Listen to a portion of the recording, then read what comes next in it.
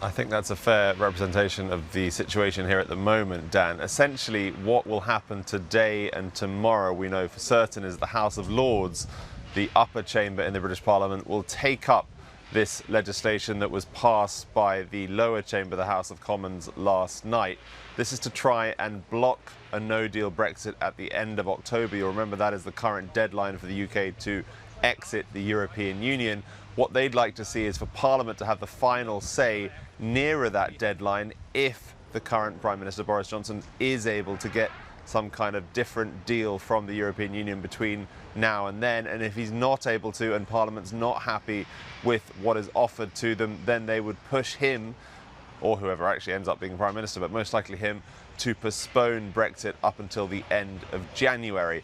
That could take the next couple of days, could even continue into the weekend. And then what they're hoping for, the opposition lawmakers that are united to push through this legislation in the lower chamber, is that the Queen will then grant her essential assent on Monday. And that's before Parliament, of course, is suspended. Now, Boris Johnson, not entirely happy, as you might imagine, with this situation because he no longer has control either of the lower chamber when it comes to this legislation, nor of the timing of a general election. Take a listen to his response last night.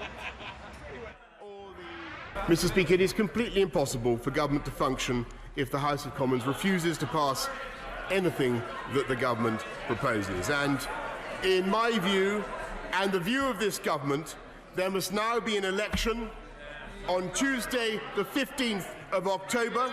I think it's a great dereliction of their democratic duty, Mr. Speaker. But if I'm still Prime Minister after Tuesday, the 15th of October, then we will leave on the 31st of October with, I hope, a much better deal.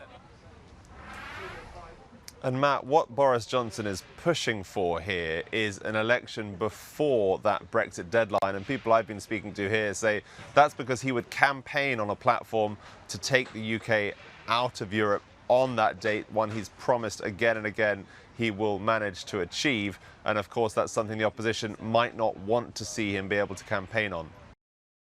Hey everybody, it's Hadley Gamble from our new CNBC Middle East Bureau in Abu Dhabi. Thanks for stopping by. Now to watch more, you can try one of the videos that just popped up on your screen. And don't forget to subscribe.